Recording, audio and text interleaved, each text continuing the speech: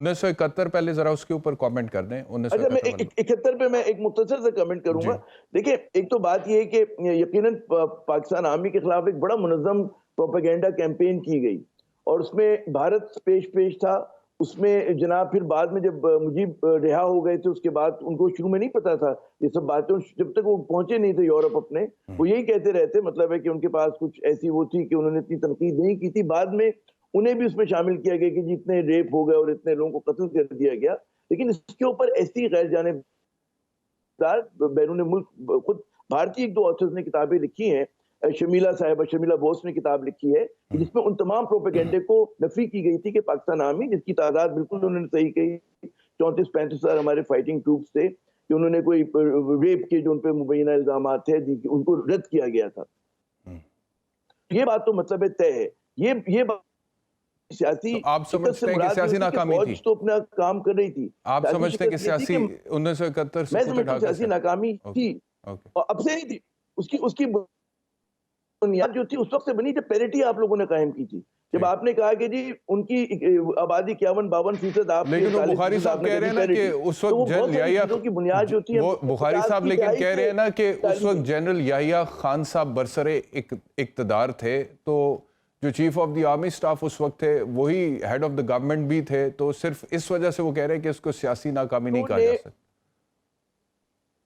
ایک رخ سے کہا جو بخاری صاحب فرما رہے ہیں، ایک زاویہ ہے دیکھنے کا، اس پہ میں وہ نہیں کہتا. میں ایک اور بات یہ کہہ رہا ہوں کہ انہوں نے وہ پھل کاٹا. بات یہ تھی کہ ہمارا ایک پولیٹیکل ایک کنٹرڈکشن تھا مشرقی اور مغربی پاکستان کا. ہاں نہیں، وہ بات آپ کی بالکل درست ہے کہ اس کا ایک پورا ایک پس منظر ہے، ایک بیک گراؤنڈ ہے، ایک کانٹیکسٹ ہے. تو اس میں دیکھو، یہ پولیٹیکل اور کانسٹیٹیوشنل لڑائی تھی. پولیٹیکل اور کانسٹیٹیوشنل لڑائی تھی جس کو ہمارے اس وقت حکمراں اشرافیہ جو تھی ریزالو کرنے میں ناکام رہی تھی، جس میں فوج کا بھی حصہ ہے، ہماری مشرقی پاکستان کی سیاسی لیڈرشپ، مغربی پاکستان کی سیاسی لیڈرشپ. اس کے بہت سارے کردار ہیں جنہوں نے اس میں اپنا عمل دخل لیا. تو کسی ایک کو ہم نہیں اس کو ذمہ دار. جی بالکل ٹھیک ہو گیا. میں خود ذاتی طور پہ سمجھتا ہوں، اس سے پہلے کہ میں اگلے سوال پہ بخاری صاحب کے پاس جاؤں، میں اپنا بھی تھوڑا سا اس کے اوپر رائے دیتا چلوں کہ جو کہا کہ جی یہ سیاسی ناکامی تھی، فوجی ناکامی نہیں تھی. تو میں سمجھتا ہوں کہ جنرل باجوہ صاحب نے اگر ایک سپہ سالار یا chief of the army staff کی حیثیت سے ان کے اس سٹیٹمنٹ کو دیکھا جائے تو اپنے تئیں، اپنے ادارے کے تئیں وہ درست بات کر رہے ہوں گے کہ جی وہ 90,000 نہیں تھے، 34,000 سولجرز تھے.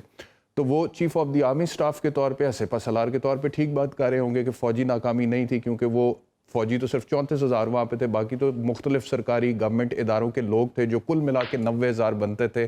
اور اس کے بعد سکوت ڈھاکہ تھا، اور پھر اس وقت کی پالیٹکس اور اس وقت بھٹو صاحب کا کردار اور شیخ مجیب کا کردار، اس سب کو دیکھیں.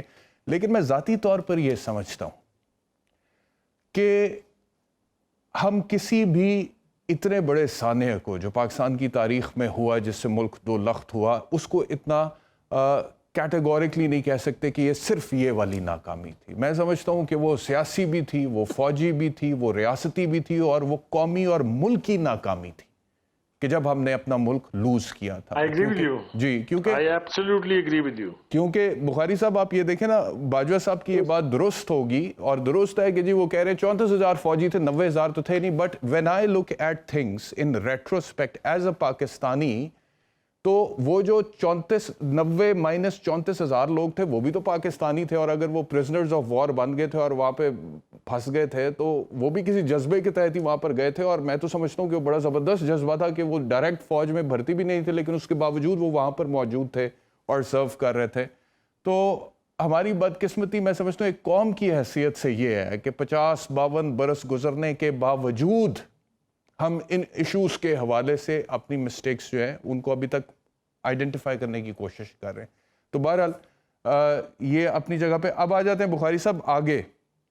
جو انہوں نے ایک بہت بڑی سٹیٹمنٹ آج تھی، میں سمجھتا ہوں کہ بڑی اہم سٹیٹمنٹ تھی chief of the army staff general Bajwa صاحب کی، جس میں انہوں نے کہا جی کہ میں نے بڑا غور کیا ہے اور ہندوستان کی فوج انسانی حقوق کی اتنی پامالی کرتی ہے، لیکن اس کے باوجود ان کی جو عوام ہے اس کی تنقید کی زد میں وہ آتی نہیں ہے. یہاں پر ایسا ہوتا ہے، اور کیوں ہوتا ہے؟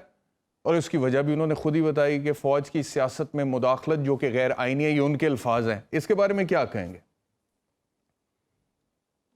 دیکھیے، دو ایسے ایونٹس ہیں جس کے اوپر فوج کے اوپر تنقید ہوئی. ایک کا ہم نے تذکرہ کر لیا ہے، وہ اس پاکستان کا ڈیبیکل تھا. اور اب جس کی تنقید کا حوالہ جناب باجوہ دے رہے ہیں، اس میں یقینی طور پر کوئی بھی سیاسی جماعت، کوئی بھی سیاسی لیڈر اس میں مبرر نہیں ہے کہ اس نے کبھی فوج کے بارے میں کچھ نہیں کہا ہوگا.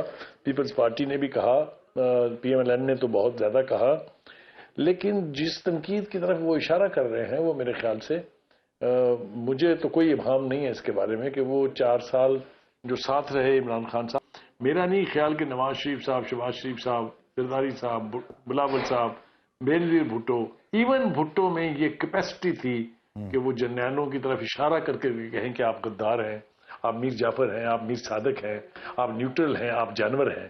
کوئی پیرلل مجھے ڈرا کر کے دکھا دیجئے پاکستان کی ہسٹری میں. یہ ضرور کہا گجرانوالہ کے جلسے کے حوالے سارے مجھے یاد ہیں، لیکن کسی فوجی کو غدار کہنا اور اسے میر جعفر، میر صادق کے نام سے پکارنا، میرے خیال سے یہ تو ہندوستان بھی نہیں کرتا ہوگا. تو اس لیے یہ وہ فیز ہے جس میں فوج جو ہے وہ گراس روٹ لیول پر اس کی تضحیق کی گئی. 51 جلسوں میں آپ اٹھا کے دیکھ لیجئے 3-4 چیزیں آپ کو کامن ملیں گی. ایک جو ہے وہ غدار کا اور میر جعفر، میر صادق کو چھوڑ کے نہیں دیا. دوسرا انہوں نے کہا کہ انہوں نے غیر ملکی سازش جو ہے اس کا حصہ بنے، وہ جس کی طرف آج جناب باجوہ نے اشارہ بھی کیا ہے. تو یہ جو تضحیق ہوئی سڑکوں، گلیوں اور چوراہوں میں، یہ میرے خیال سے اس کا سہرا آپ عمران خان صاحب کے سر باندھے بغیر اور کہیں نہیں جا سکتے اور کہیں نہیں نکل سکتے. اور ابھی بھی اس سب کچھ کے ہو جانے کے باوجود بھی ہوا کیا ہے، خان صاحب یہ سمجھتے ہیں، جیسے میں نے پہلے بھی اشارہ کیا، کہ فوج ان کی مدد کرتی رہی ہے. ان کا خیال یہ ہے کہ جو بھی جرنیل آئے، جو بھی چینج آف گارڈز ہو ٹاپ لیول پر، ان کا صرف ایک کام ہونا چاہیے کہ عمران خان صاحب کو وہ اقتدار میں رکھیں. نہ ایسا ماضی میں کبھی ہوا ہے اور نہ ہی ایسا ہو سکتا ہے. جب اتنے حالات بدتر ہو جاتے ہیں تو پھر کوئی کسی کو لاتا نہیں ہے، خود آ جاتے ہیں. اور وہ 3 انٹرونشنز بھی ہمارے سامنے ہیں. اور میں نے ہمیشہ یہ بیرسٹر مینٹین کیا ہے کہ میں فوجیوں کو بالکل بلیم نہیں کرتا ہوں. ہر دفعہ ہمارے سیاستدانوں نے اپنی نااہلی، اپنی بے علمی کی عملی کی وجہ سے سلور پلیٹر پر رکھ کے اقتدار جو ہے وہ فوجیوں کو پیش کیا ہے. تو میں پھر یہی کہوں گا کہ اس وقت زیادہ نقصان نہیں ہوا ہے، لیکن میں آپ کا تجربہ مجھ سے بہت زیادہ ہے بخاری صاحب. ہم تو آپ کے سامنے آپ کے بچوں کی طرح ہیں، اس میں آپ سے سیکھا بھی بہت ہے. تو مجھے یہ بتائیے گا کہ جو جنرل باجوہ صاحب کی آج کی سٹیٹمنٹ ہے، اگر ہم مارشل لاز جتنے بھی لگے ہیں پاکستان میں، وہ جن بھی جرنیلوں نے لگائے، ہم جنرل ایوب خان صاحب کو، جنرل یحییٰ خان، جنرل ضیاء الحق کو ایک طرف رکھ دیں، جنرل مشرف کو بھی ایک طرف رکھ دیں، کیونکہ ان کی طرف سے تو پولیٹیکل سٹیٹمنٹس آئے ہوں گے نا، کیونکہ they were the chief of the army staff and the head of the government at the same time consecutively.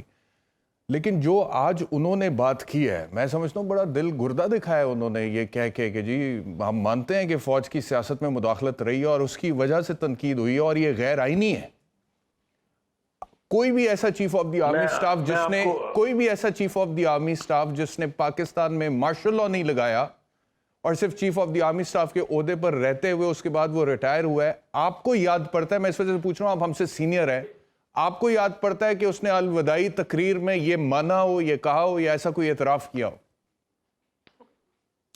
بالکل ٹھیک کہا ہے آپ نے، بالکل درست بات ہے کہ کسی بھی آرمی چیف نے اپنی الوداعی تقریر میں اس طرح سے نہ اپنی غلطیوں کا ادراک کیا، نہ راستہ دکھانے کی کوشش کی آگے کیسے بڑھنا ہے، اور نہ ہی انہوں نے کسی سیاستدان کے اوپر کوئی ایسا ملبہ ڈالنے کی کوشش کی.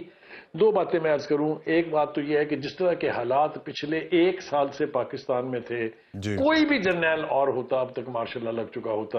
یہ فوج کی لیڈرشپ کی ٹالرنس کو، ان کی برداشت کی اگر داد نہ دی جائے تو بہت زیادتی ہوگی. میں آپ کو ایمانداری سے یہ کہوں کہ مجھے تو ایک وقت میں یہ لگتا تھا کہ ساری جماعتیں مل کے مارشل لاء لگوانا چاہتی ہیں. تو اس میں جس صبر کا، جس برداشت کا مظاہرہ انہوں نے کیا، اس کی داد نہ دینا میرے خیال سے بہت بڑی زیادتی ہوگی.